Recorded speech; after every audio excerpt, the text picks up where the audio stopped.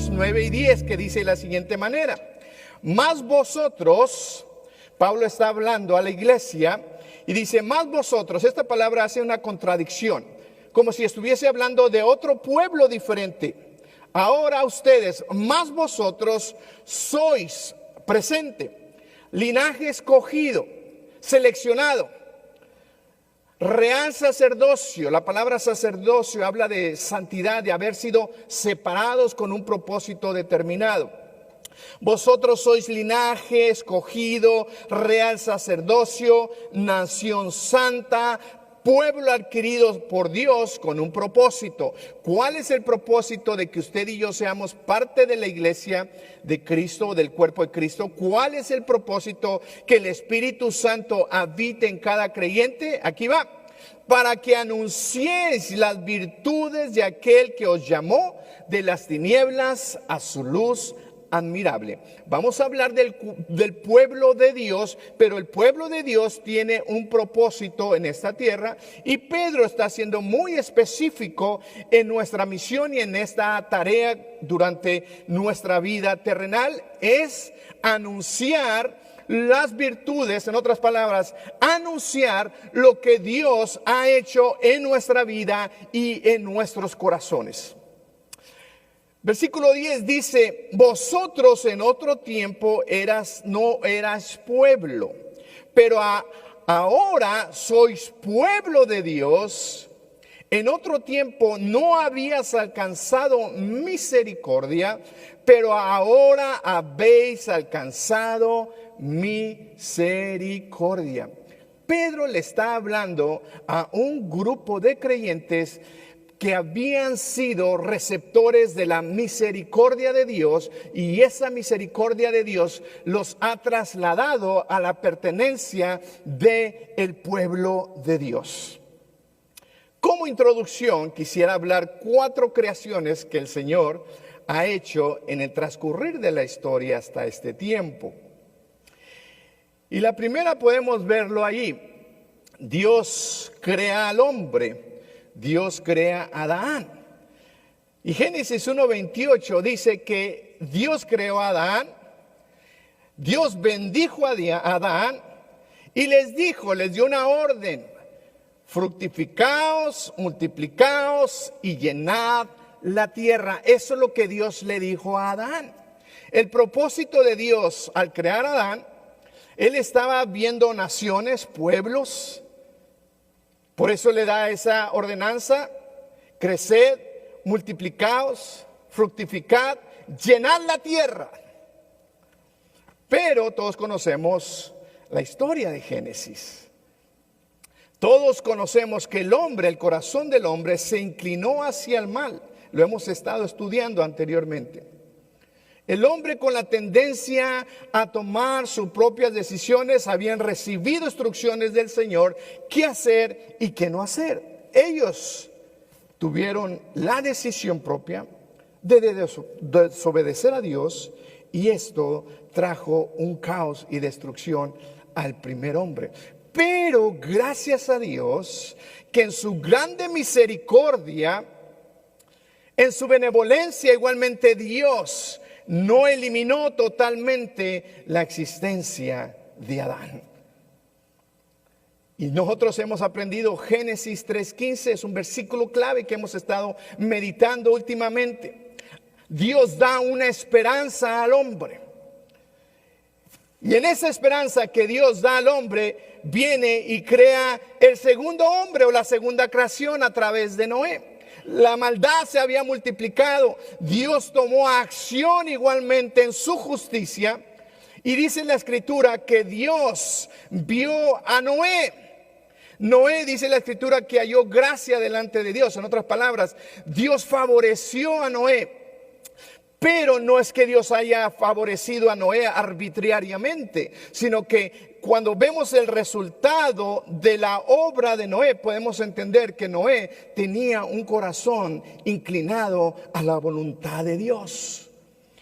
Y Dios, a través de Noé, nosotros podemos ver en Génesis 5 toda la genealogía de Adán, Enoc, Matusalén, Lamec, y luego viene Noé. Es hasta donde Noé se hace presente y en la esencia, en el escenario de la creación de Dios.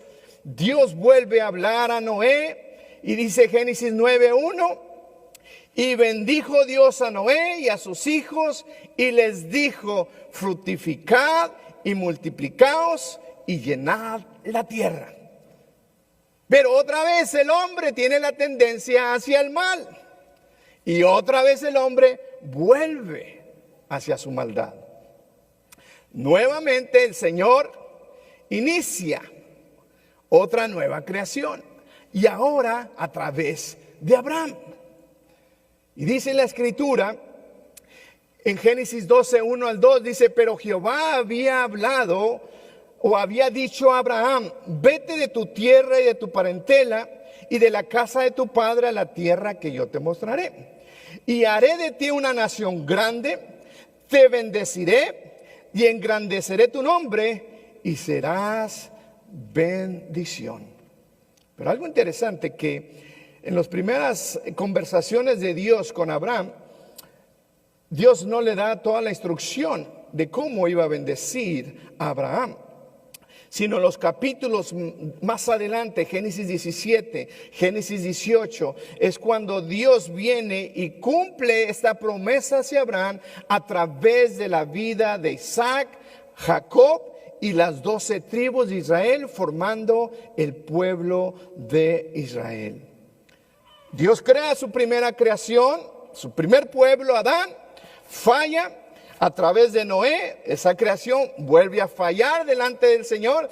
Ahora Dios toma a Abraham y ahora en Abraham empieza una nueva simiente a través de la descendencia de Jacob, y de ahí viene la nación israelí. Pero todos conocemos la historia. ¿Qué pasó con el pueblo de Israel? Su tendencia era hacia el mal. Pero desde Génesis, desde Adán, aún hasta Abraham, Dios venía cumpliendo su propósito divino y eterno de traer la redención completa y total hacia el ser humano. Desde Génesis nosotros podemos ver, capítulo 3, versículo 15, que Dios no eliminó al hombre, Dios tuvo misericordia de él, y hasta este tiempo el Señor sigue teniendo misericordia de toda su creación. Dios a través de Abraham empieza a levantar una nación, la cual yo he reconocido que Israel es una idea de Dios igualmente. Y todos conocemos la historia, cómo surgió Abraham ya viejo de edad, Sara ya estéril. Solamente la mano poderosa de Dios podía traer a existencia. Dios nuevamente levantando una nueva generación. Pero a través del pueblo de Israel, a través de la descendencia de Jacob, vendría el Mesías, el Salvador del mundo. Y a través del Mesías, el Salvador del mundo, ahora Dios empieza a crear una nueva nación. Y esta nación es la que Cristo ha redimido del pecado. Gálatas 3, 13-14 dice: Cristo nos redimió de la maldición de la ley, hecho por nosotros maldición, porque escrito está: maldito todo aquel que es colgado en un madero. Para que en Cristo Jesús la bendición de Abraham alcanzase a los gentiles, al fin de que por la fe recibiésemos la promesa del Espíritu. Ahora, en la descendencia de Jacob, en la promesa de Abraham, ahora Dios empieza a levantar un nuevo pueblo, no meramente físico, territorial, que pueda establecerse en una geografía local, sino ahora es un pueblo que está siendo formado por su mismo espíritu habitando en la persona.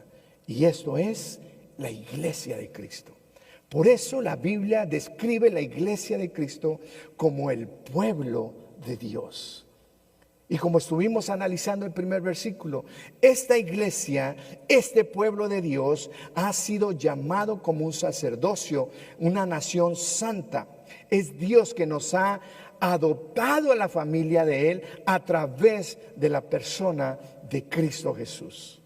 ¿Por qué quise poner todo esto en plataforma? Para que pudiéramos ver en esencia y en verdad que Dios todo el tiempo ha estado trabajando en la humanidad, dándome a entender, mis amados hermanos, mis amados amigos y oyentes, que Dios está trabajando en tu vida personalmente. Tal vez tú no has entendido o tú tal vez no lo has visualizado, pero Dios está obrando en tu vida. Esto es lo hermoso, que aún nosotros podemos estudiar la historia.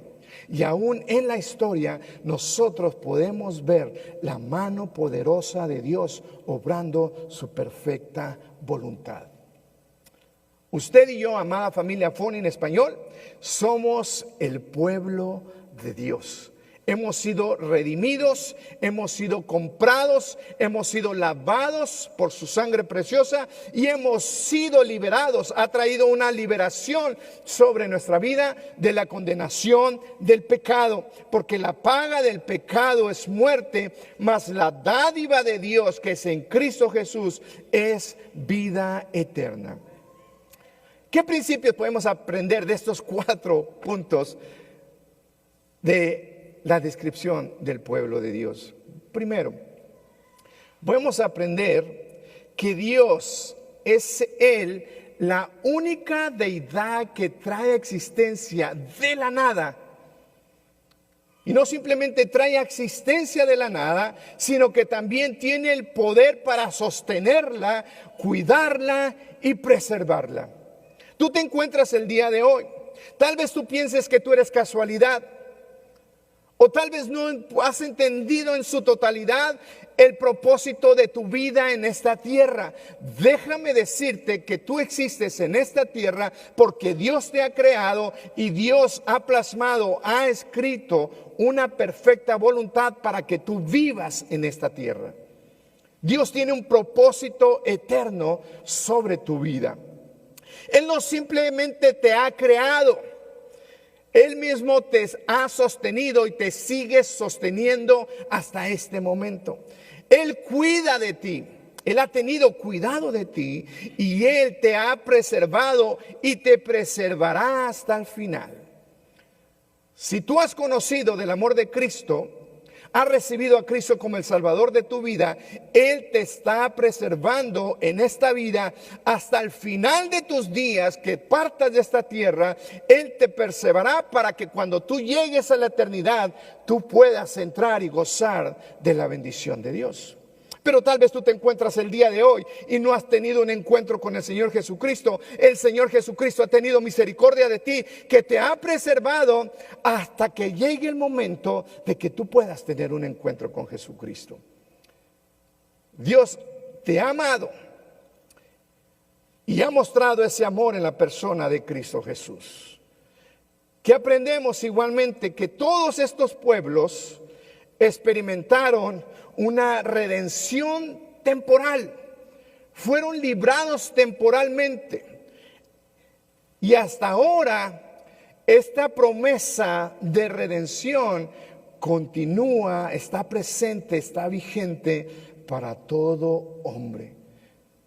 El hombre tiene la tendencia hacia el mal, pero igualmente hay una promesa de redención, de volver a comprar, de limpiar, de volver a traerlos hacia Dios a través de la persona de Cristo Jesús. En un momento donde usted ya no sabe qué dirección tomar, ya no hay aparentemente una solución a su vida, no hay una solución a su necesidad, no hay una solución a su adversidad en este momento. Y tal vez se ha preguntado, ¿dónde está Dios en este momento?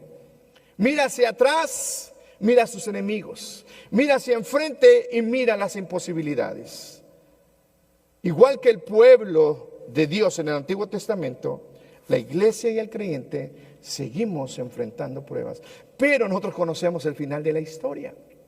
El final de la historia dice que Dios abrió ese mar rojo y el pueblo pasó en seco. Si nosotros lo atraemos a existencia, o nosotros podemos hablar de la vida de los cristianos en la iglesia primitiva, Juan 16:33 habla este testimonio. El Señor Jesús hablando a aquellos que habían decidido y tomado la decisión de seguirles, el Señor Jesús habla unas palabras sobre ellos y les dice: estas cosas os he hablado para que en mí tengáis paz. En el mundo tendréis aflicción, pero confiad, yo ya he vencido al mundo. Todos nosotros como creyentes vamos a pasar aflicción, pero tenemos la esperanza de que Cristo Jesús está a nuestro lado. Cristo Jesús, el Espíritu Santo, el Paracleto, aquel que está a nuestro lado, nuestro ayudador. El Señor Jesús habló esas palabras y esas palabras son para nuestra vida el día de hoy. ¿Cómo está usted el día de hoy?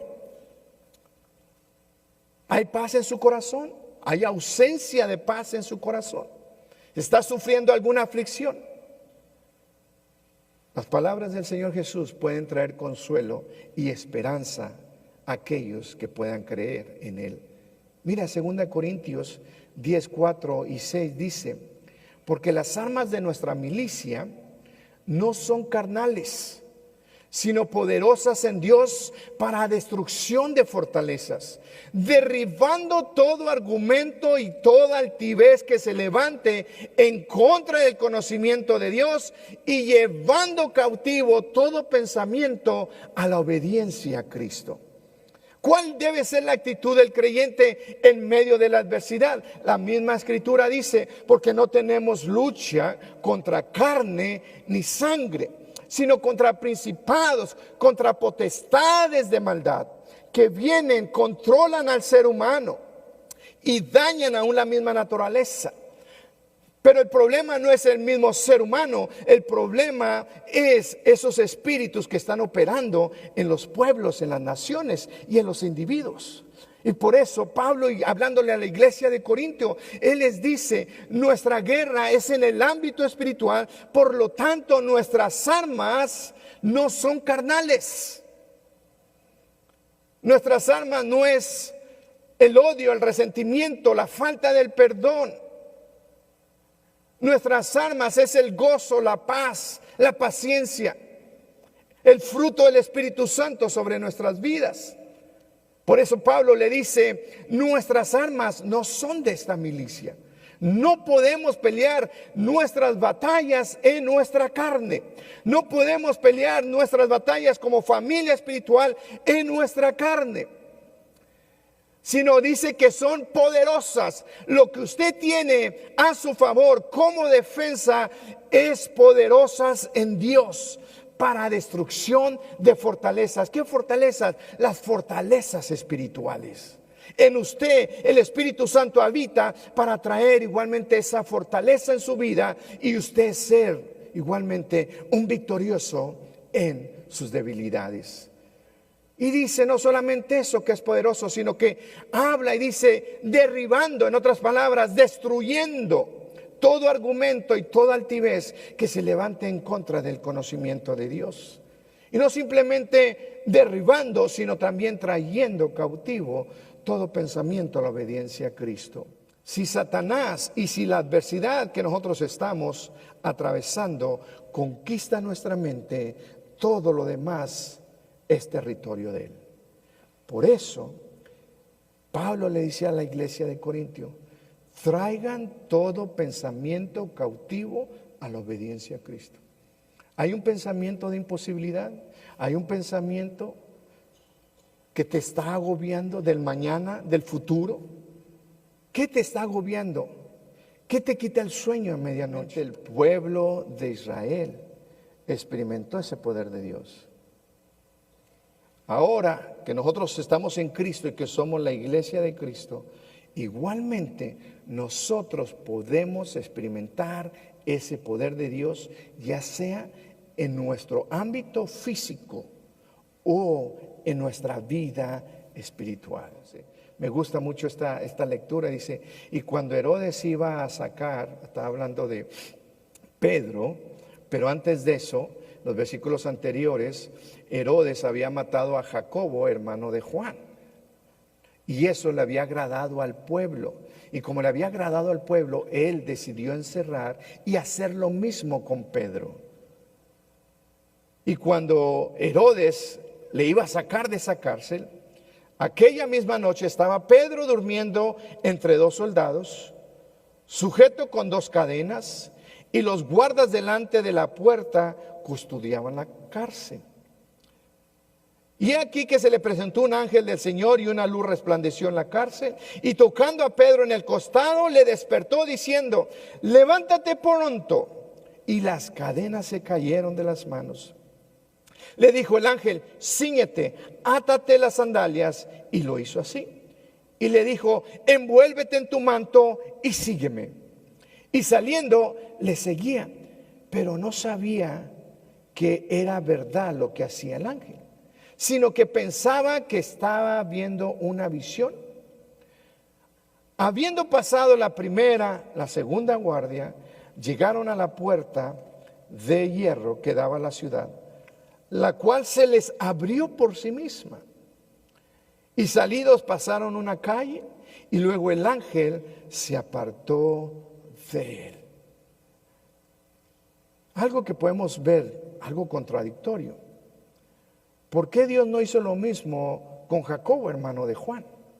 ¿Por qué no preservó la vida de Jacobo? ¿Y por qué preservó la vida de Pedro?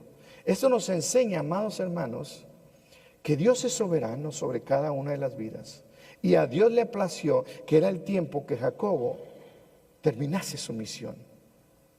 Pero Pedro aún no terminaba, iniciaba la misión y el propósito de Dios sobre la vida de él. Cada uno de nosotros, mis amados hermanos, necesitamos entender y comprender el tiempo de Dios en nuestras vidas.